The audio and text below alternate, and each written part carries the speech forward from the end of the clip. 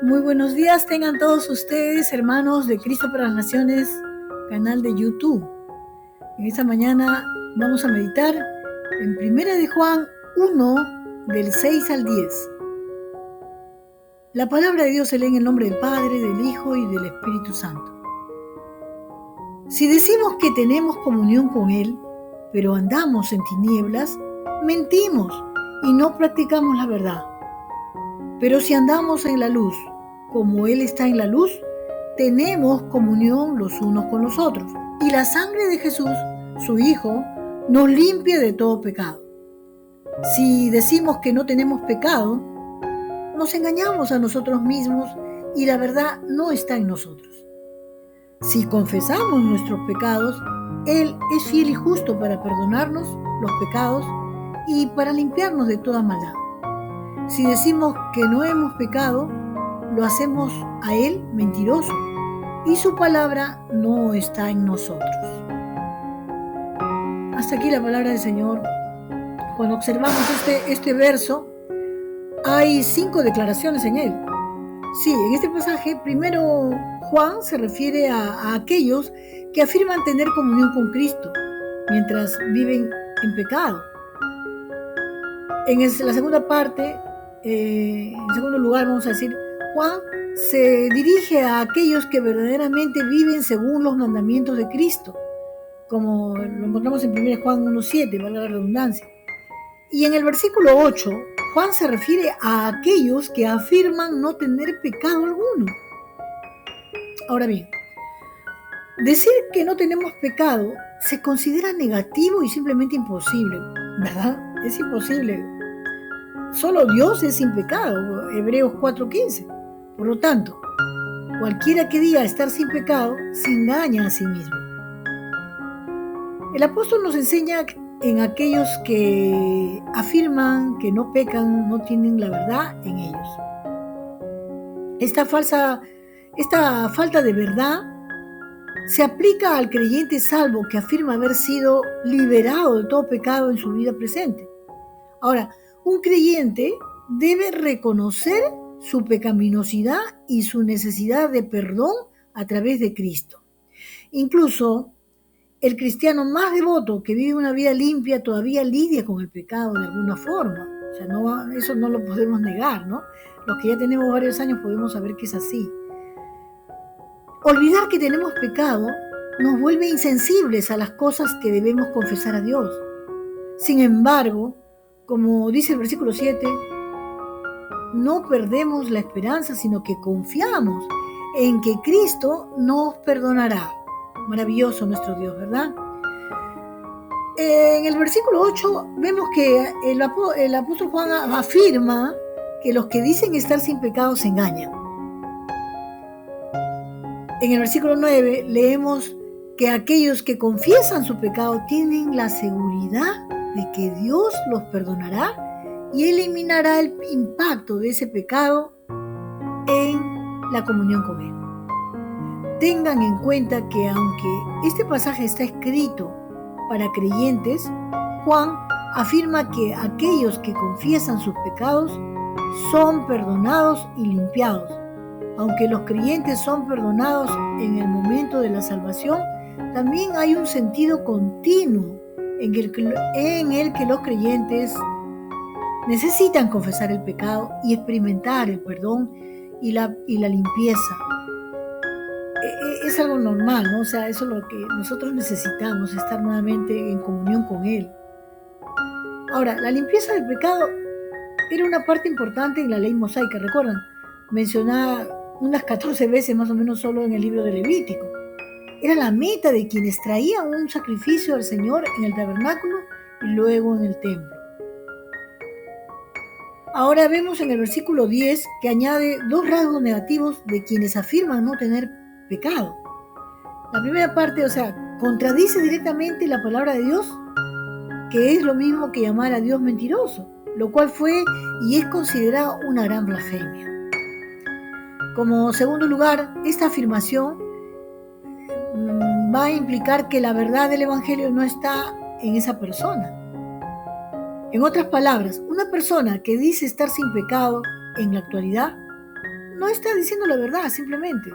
Una persona que afirma no haber pecado nunca, no solo miente, sino que contradice directamente el Evangelio. En la primera epístola de Juan explica la comunión que tenemos con los demás y con Jesucristo. También da descripciones del creyente genuino, una de las cuales es el que el creyente ve un patrón decreciente de pecado en su vida. Primera Juan 3, 5, 6 del 5 al 18. Así les doy los versos para que ustedes puedan meditar también después, porque esto es un alimento sólido, es doctrina, ¿verdad? Esto es lo que dice Juan: todo el que permanece en él no peca. Todo el que peca ni lo ha visto ni lo ha conocido. Primera Juan 3:6. Y sabemos que todo el que ha nacido de Dios no peca, sino que aquel que nació de Dios lo guarda y el maligno no le toca. Primera Juan 5:18. Ahora, esto se ha malinterpretado, mis amados hermanos. Estos versículos han sido malinterpretados en el sentido de que los cristianos pueden alcanzar la perfección sin pecado. Después de todo, Juan dice que todo el que permanece en él no peca. En esos versos descansan estas personas que dicen así. Y que el que ha nacido de Dios no peca, en el 5:18. Con base a estos versículos, muchos razonan que el pecado debe ser cosa del pasado y por lo tanto, si cometes un pecado, eso es prueba de que no eres salvo. Porque los cristianos no tenemos pecado, pero eso no es así, eso no es lo que está enseñando el apóstol Juan. Sabemos que cuando Juan escribe que los creyentes no continúan pecando, no se está refiriendo a la perfección sin pecado debido a lo que escribe en otra parte de la misma epístola. A los creyentes Juan les dice: si decimos que no tenemos pecado, nos engañamos a nosotros mismos y la verdad no está en nosotros. 1 Juan 1:8. Por lo tanto, todos somos pecadores y continuamos luchando con el pecado, incluso después de ser salvos. Nunca conoceremos una ausencia total de pecado hasta que estemos con el Señor en su gloria. Gloria a Dios, bendito sea su nombre. Cuando Cristo se manifieste, seremos semejantes a Él, porque lo veremos como Él es. 1 Juan 3:2. Si Juan no se refiere a la perfección sin pecado, ¿qué quiere decir entonces con que los creyentes no continuamos pecando? Muy simple, mis amados. Quiere decir que los creyentes no seguirán practicando el pecado como una forma de vida. Recuerdan, cuando estábamos en el mundo, pecábamos y ni cuenta nos dábamos y no nos afectaba porque no estábamos muertos en nuestros delitos y pecados. Por eso, muy simple, quiere decir que los creyentes no van a vivir en un continuo pecado conscientes, ¿no? Habrá una diferencia entre la vieja naturaleza y la vida en Cristo, la nueva vida en Cristo, ya que todo el que tiene esta esperanza puesta en Él se purifica así como Él es puro, dice 1 Juan 3:3. Y a medida que seamos guiados por el Espíritu, caminaremos cada vez más en obediencia a la palabra de Dios. Sin embargo, si una persona dice ser cristiana pero vive una vida desafiando a la palabra de Dios, entonces esa persona le está mostrando al mundo que no es salva. Es decir, una persona que vive en adulterio o en fornicación. Para que ustedes tengan una idea, ¿no? Tiene una mujer tiene un esposo, pero no, y se dicen cristianos, van a la iglesia, pero no se dan por enterados. Para ellos están bien, ¿no? Entonces, ese tipo de pecado ya no puede, con la palabra tiene que afectar nuestra vida. La palabra tiene que cambiar nuestras vidas. Es decir, bueno, hablo con el pastor, ¿cómo hago para arreglar esa vida que yo he vivido en el mundo así con mi pareja, pero queremos casarnos porque nos damos cuenta que estamos en pecado? Entonces, esa es la actitud del verdadero creyente, del verdadero hijo de Dios. Porque el pecado continuo, mis amados, es incompatible con una nueva vida en Cristo. Es decir, hay una incongruencia. Así como vivir en adulterio, homosexualidad, idolatría o falsedad. Es prueba de que aún no se ha producido ninguna obra regenerativa del Espíritu en el corazón. A pesar de que alguien afirme lo contrario.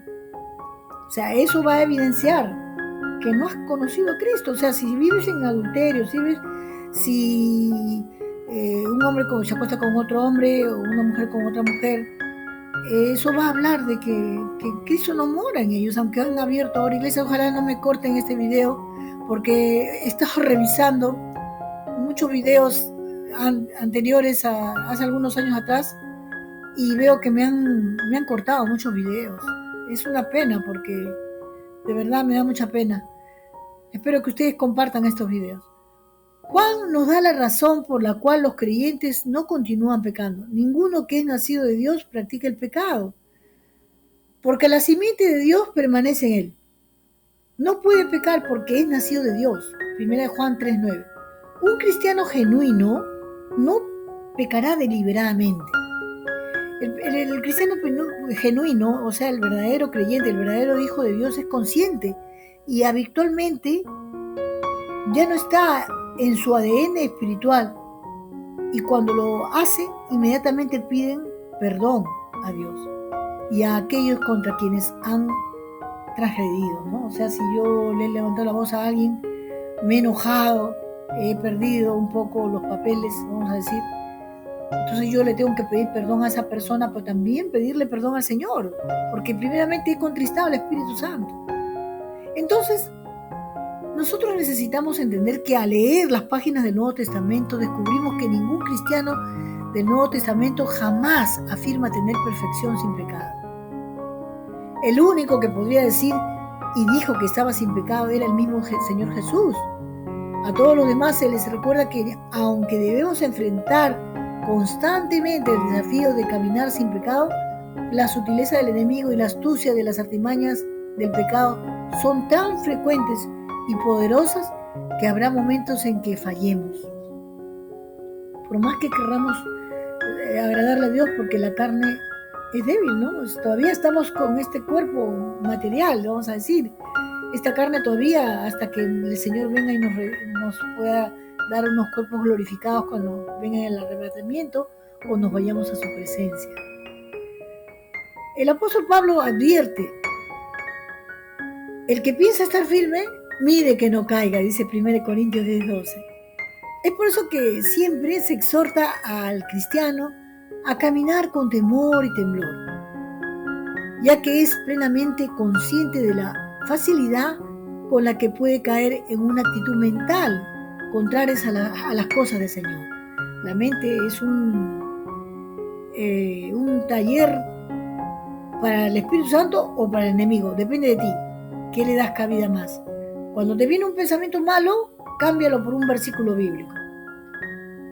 Si te viene un pensamiento malo, lo cancelo y lo traigo cautivo a la cruz de Cristo.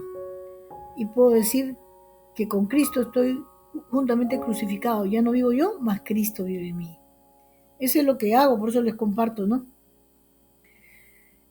El cristiano es consciente del hecho de que hasta que tenga un cuerpo redimido, no estará totalmente libre de pecado. Es por eso que nuestro Señor mismo en Mateo 6:13 nos enseña, y en Lucas 11:4 nos enseña a orar. ¿Qué les parece si oramos recordando este pasaje de Lucas 11:4? Vamos a orar. Oh bendito Dios, gracias por tu amor tan grande, Señor, que sabiendo nuestra naturaleza, porque Jesús vino y pagó el precio en la cruz, y Él sabe todas las cosas por las cuales pasamos nosotros, porque Él también fue humano y Él conoce nuestras áreas más débiles, y es así que podemos venir a ti confiadamente y decirte: perdónanos porque siempre hacemos lo malo delante de ti. Ayúdanos a pensar conforme a tu mente, a tu corazón. Llénanos de tu Santo Espíritu. Danos la palabra sazonada conforme a la palabra tuya, Señor. Al escrito está. Ayúdanos a hablar con salmos, con himnos, con cánticos espirituales. En el nombre de Jesús. Gracias por este devocional. Gracias por tu palabra. Gracias por nuestras vidas. Gracias porque un día nos llamaste de las tinieblas a tu luz admirable. Gracias porque ya no vivimos nosotros, sino que Jesús vive en nosotros. Que Jesús pueda crecer cada día más en nosotros, que nosotros podamos menguar cada día, Señor, hasta que tú vengas por nosotros. Te alabamos, te adoramos y te bendecimos. En el nombre glorioso de Jesucristo. Amén y amén. Gracias, amados hermanos, que Dios les bendiga a cada uno de ustedes. Con esta servidora será hasta el día de mañana, Dios mediante. Bendiciones.